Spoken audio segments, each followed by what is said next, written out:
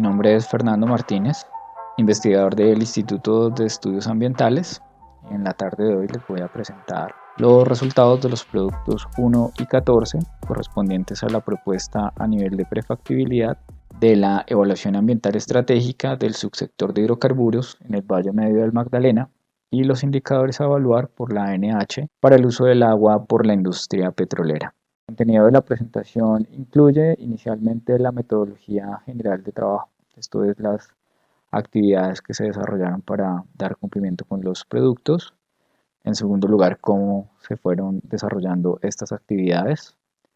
Y por último, las características que tienen los productos en el documento. A nivel de la metodología general de trabajo, fue a través de una revisión de información secundaria, identificar el marco legal ambiental de interés para la evaluación ambiental estratégica, la identificación de actores claves en la evaluación ambiental. Esto se hizo complementando la revisión de información secundaria con el trabajo que viene haciendo la Escuela de Justicia Comunitaria en el trabajo de socialización del proyecto. Y como tercer elemento, la revisión del diagnóstico del sector y sus perspectivas. Como cuarto elemento, se hizo la identificación y clasificación de los impactos ambientales del subsector, esto a través de la revisión teórica y de estudios de impacto ambiental. Y por último, identificar las actividades generales asociadas al subsector de hidrocarburos. Estos dos elementos se tuvieron en cuenta para plantear una evaluación preliminar de los impactos ambientales del subsector en sus diferentes etapas y actividades. Esta evaluación preliminar también nos permite la construcción de un marco ambiental estratégico que, junto con la revisión normativa, ¿cierto? Ese marco legal e institucional, la definición de esos actores clave y la revisión del diagnóstico y las perspectivas del subsector, entonces se consolidan en una versión preliminar del marco ambiental estratégico. A partir de esto y revisando la guía para la elaboración de una evaluación ambiental estratégica del Ministerio de Medio Ambiente, se hicieron unas recomendaciones para la elaboración de la EAE y esto nos lleva finalmente al planteamiento de una hoja de ruta en donde están definidas las actividades a realizar, los responsables de estas actividades, la estructura organizacional que proponemos para esa EAE y por otro lado pues la identificación y el diseño de estos indicadores para el seguimiento y monitoreo de los impactos ambientales asociados al recurso hídrico, que corresponde al producto 14 del proyecto Mejía. ¿Cuáles fueron entonces nuestras fases de trabajo? Como les decía, partimos de esa revisión bibliográfica en donde se consultaron 317 fuentes. Intentamos que el ejercicio fuera lo más amplio posible, que considerara una cantidad suficiente de fuentes que tengan unas características como son pues que sean confiables, publicaciones científicas o que sean, en el caso por ejemplo de las normas, pues que se consultaron de las fuentes oficiales, que nos den una perspectiva amplia de lo que es el sector, ese contexto en el que se desarrollan las actividades del sector de hidrocarburos y cuáles podrían ser esas afectaciones en términos de impactos ambientales. Entonces, dentro de esas 317 fuentes se encontraron 106 normas, aquí se incluyen leyes, decretos, resoluciones, este tipo de información, 53 artículos científicos, técnicos, 46 informes técnicos, 30 libros, 11 tesis, tanto a nivel de posgrado, maestría y doctorado, y 71 estudios de impacto ambiental que fueron presentados a la Autoridad Nacional de Licencias Ambientales y que obtuvieron una licencia, es decir, son proyectos que se ejecutaron o están siendo ejecutados en el territorio nacional. Entonces, a partir de estas 317 fuentes, se constituyó esos elementos para el marco ambiental estratégico y ese modelo preliminar. Dentro del diagnóstico, entonces tuvimos a nivel internacional, en ese contexto global, información relacionada con el consumo de hidrocarburos, la dinámica de los precios, la dinámica de las reservas y de la producción de manera general a nivel de principales países, principales mercados, cómo se han comportado esos precios y cuáles son los factores que determinan la dinámica de este subsector a nivel global. Ya en el contexto nacional, entonces ampliamos el análisis para incorporar otros elementos como son cuál es el rol de los hidrocarburos en la economía nacional, qué tan importante es esta actividad para la economía del país, cómo se da el encadenamiento productivo de este sector con otros sectores, cómo se ha venido comportando la exploración de los hidrocarburos, ¿cierto? De los yacimientos, nuevos yacimientos, cómo se da esa relación entre las reservas y la producción que nos indican en términos de tiempo, cuál sería la autonomía del país para satisfacer esa demanda de hidrocarburos, durante cuántos años si no se incorporan nuevos yacimientos, si no tenemos un aumento en términos del número de pozos productivos, ¿cierto? Durante cuánto tiempo tenemos posibilidad de satisfacer esa demanda, más o menos es lo que indica la relación de reservas y producción. ¿Cómo está en este momento la explotación, el refinamiento, la producción de combustibles y en términos generales, cuál es la perspectiva hacia dónde va el sector? Esto fue lo que se analizó en el contexto nacional. Dentro de los elementos entonces que se consideraron para el marco ambiental estratégico, que es el primer paso para la evaluación ambiental estratégica, es definir, bueno, finalmente cuáles son los elementos que vamos a considerar para poder plantear esos objetivos, para poder definir las actividades que nos pueden permitir cumplir con esos objetivos, qué alternativas tenemos a nivel, por ejemplo, tecnológico, y para esas alternativas, cuáles serían los posibles efectos, los posibles impactos ambientales. Entonces partimos por hacer ese análisis institucional en el que se incorporó ese análisis de la normatividad. Ya vimos en las diapositivas anteriores pues, que el volumen fue bastante grande. En esa revisión de leyes, decretos, resoluciones y políticas, tanto ambientales como sectoriales, para poder definir cuáles son entonces los elementos a considerar y cuál es la relevancia que tendrían dentro de la evaluación ambiental estratégica.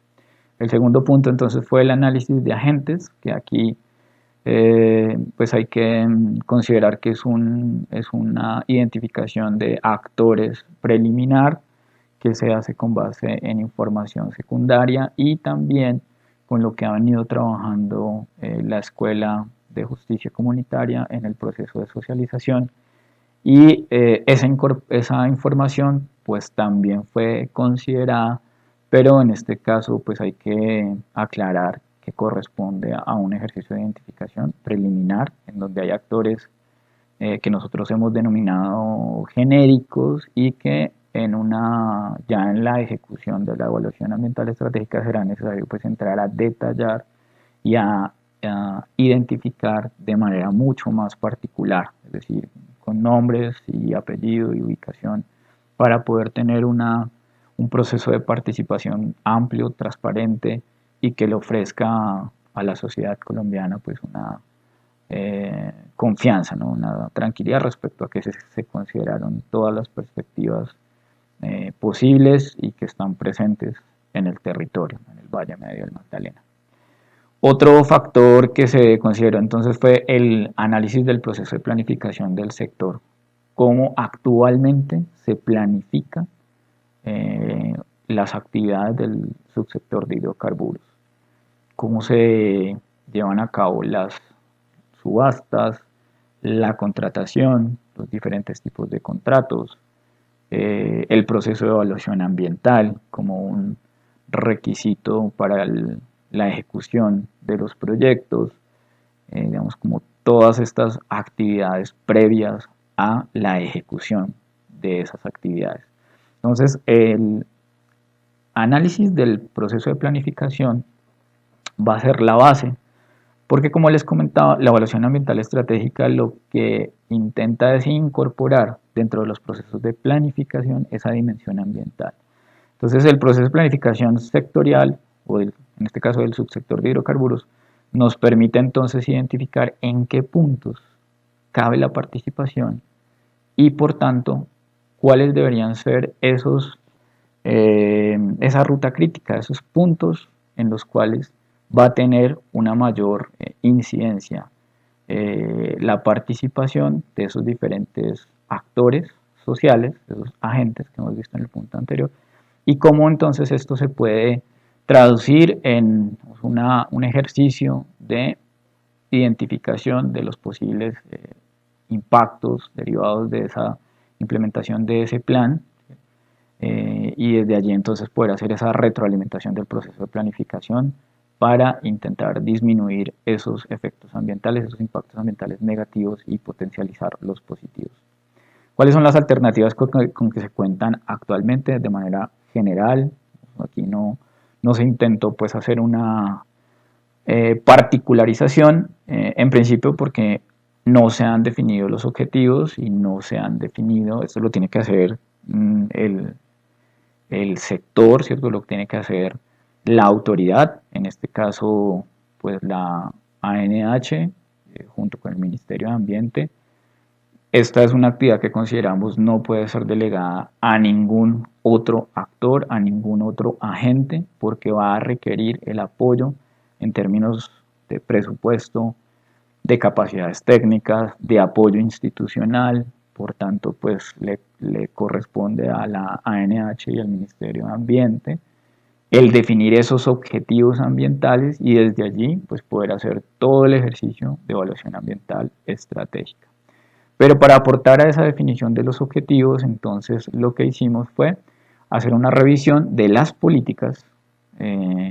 ambientales y sectoriales para identificar cuáles son esos ejes, esos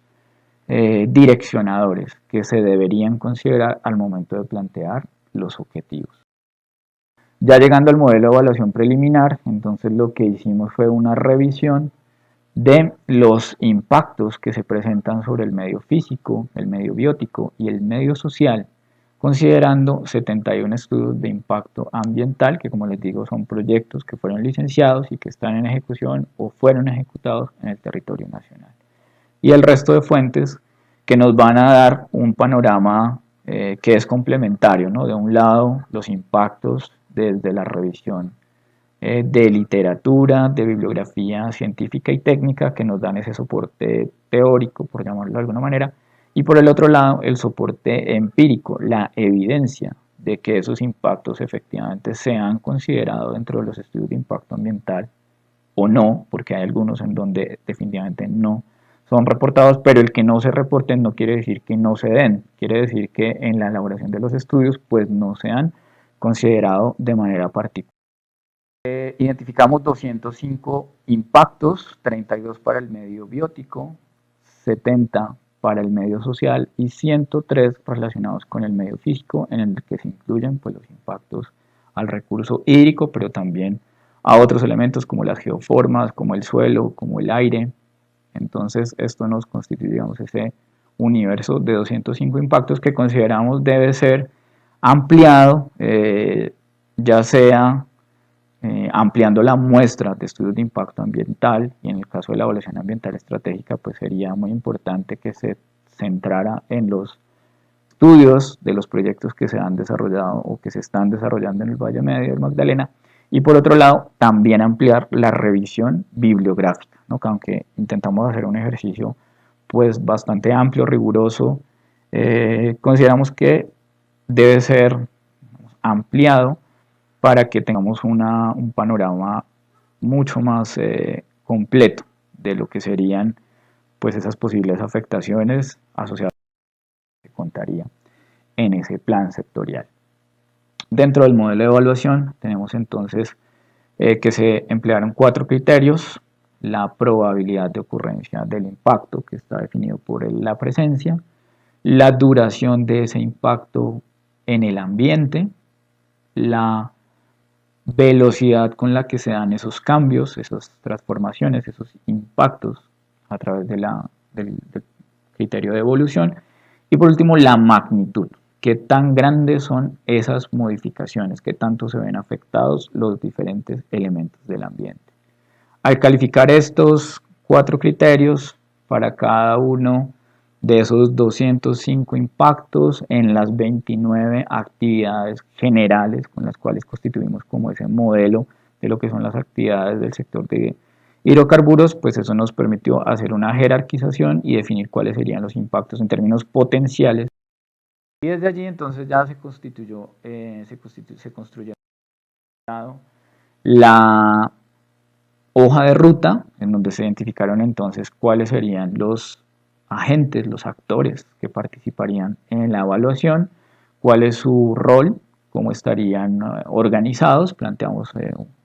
una estructura organizacional donde se incluye una mesa interinstitucional y unos comités que permitan apoyar diferentes actividades,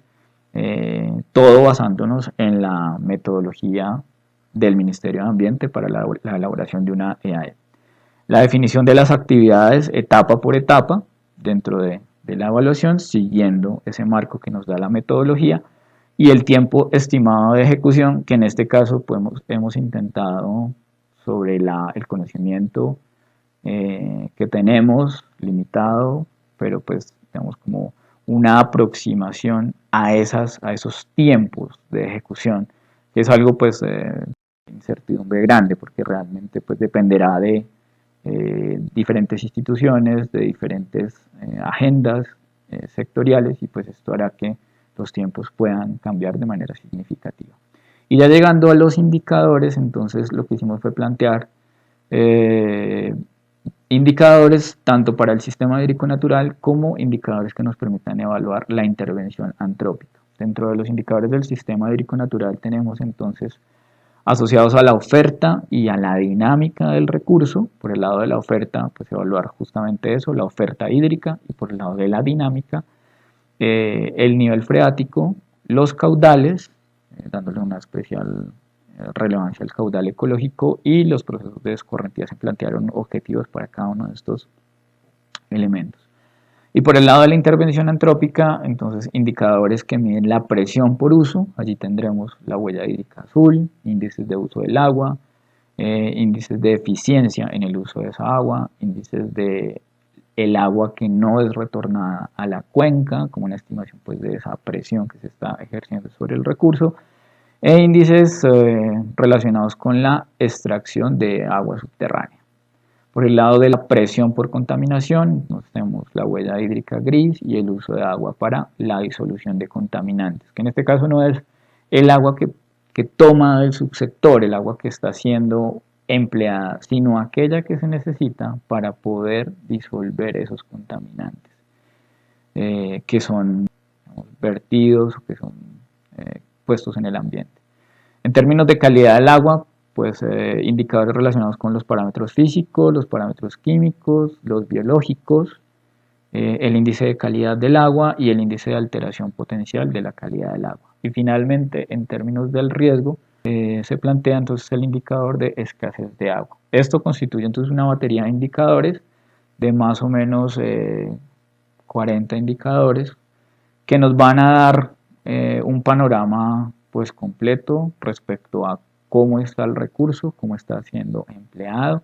y cuál es la presión, ¿cierto? Y esos impactos que se están dando a nivel territorial. Y este sería entonces el producto. Con esto entonces